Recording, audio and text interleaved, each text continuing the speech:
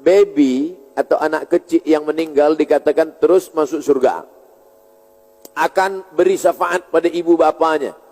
Jika baby atau kanak-kanak itu bukan Islam, bagaimana?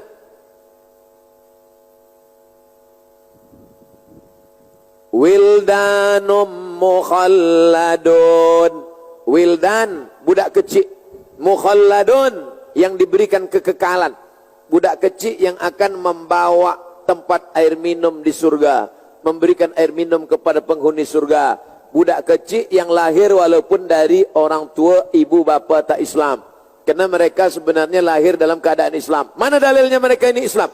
Ma min mauludin illa yuladu alal fitrah. Semua budak yang lahir di dunia ini lahir dalam keadaan fitrah. Fa'abawahu, kedua ibu bapanya, yuhawidanihi, membuat dia jadi Yahudi, au yunasranihi, membuat dia jadi Nasrani.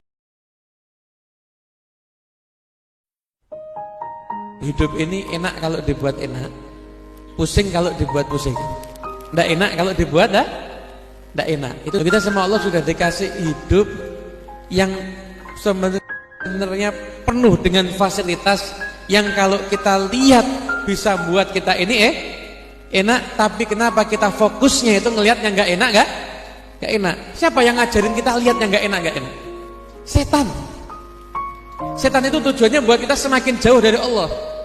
Makanya Allah tuh paling senang dengan ucapan seorang hamba yang menjadikan hamba itu jadi sadar atas nikmat Allah dan timbul rasa cinta kepada Allah. Setan nggak mau. Setan itu mau menanamkan dalam hidup kita ini tidak enak. Dan yang paling layak disalahkan atas ketidakenan hidup kita adalah yang menciptakan hidup, yaitu Allah. Akhirnya orang karena terbujuk tipu daya setan ini, dikit-dikit sambat. Mulai malam hari ini, sebagaimana amanat guru-guru saya, terutama waktu saya di Pondok Dalwa dulu, kalau ada yang sakit itu obatnya gampang, tibbil qulub.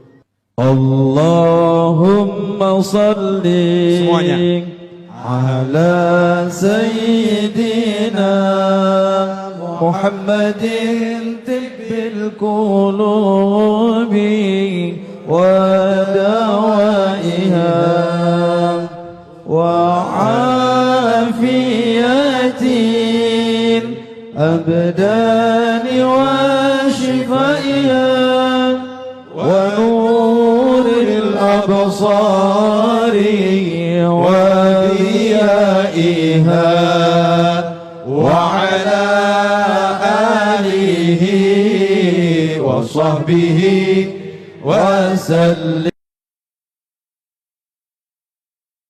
Tahu nggak?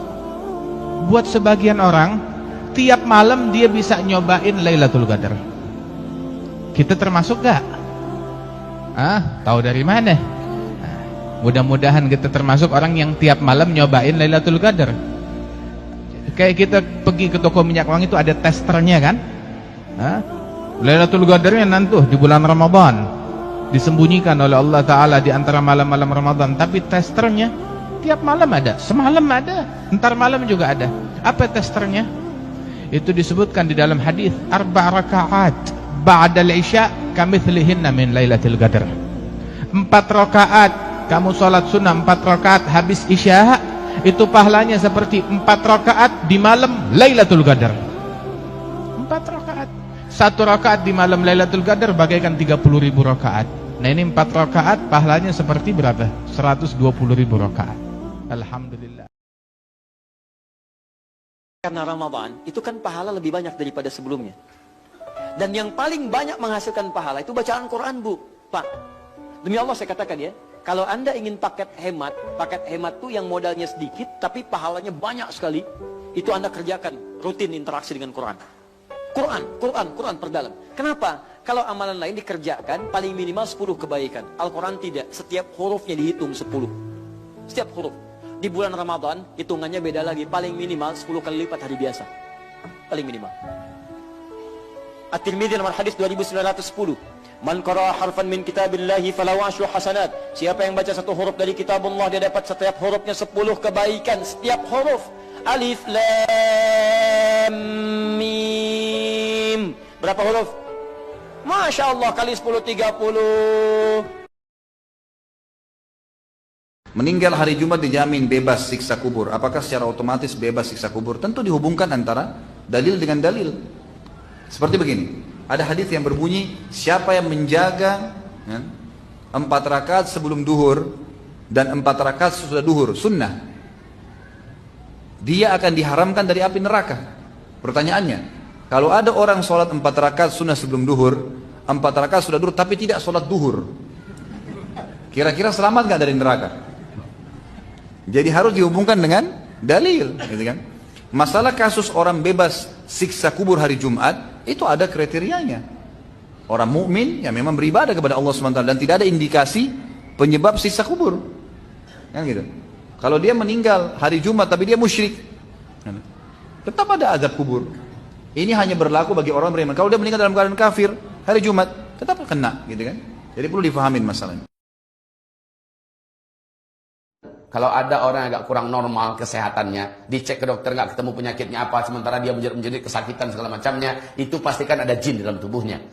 Ruqyah dia, bacakan saja ayat Allah, niatkan untuk mengusir jin dan setan yang ada dalam tubuhnya. Nanti Bapak Ibu akan melihat hal yang aneh terjadi. Mungkin sebesar kelereng, ada yang jalan-jalan di pembuluh darah sini, atau ada denyut di bagian tangan tertentu, atau di bagian pahanya, di bagian betisnya dan sebagainya. Bapak Ibu akan melihat hal yang unik-unik, yang aneh-aneh. Atau di perutnya semacam ada sebesar bola pingpong, bergerak-gerak dan lari-lari dengan cepat. Itu nampak oleh kita dan terasa oleh yang punya badan. Menandakan apa? Ada bangsa jin di dalam tubuh orang ini. Dan jin kalau sudah masuk dalam tubuh seseorang, dia akan jadikan orang itu ke arah tidak normal. Kalau sakit, sakitnya nggak normal. Kalau punya selera, seleranya tidak normal. Ya, ada penyimpangan, fajtalathum syayatin, maka setan-setanlah yang menjadikan mereka menyimpang dan tidak normal.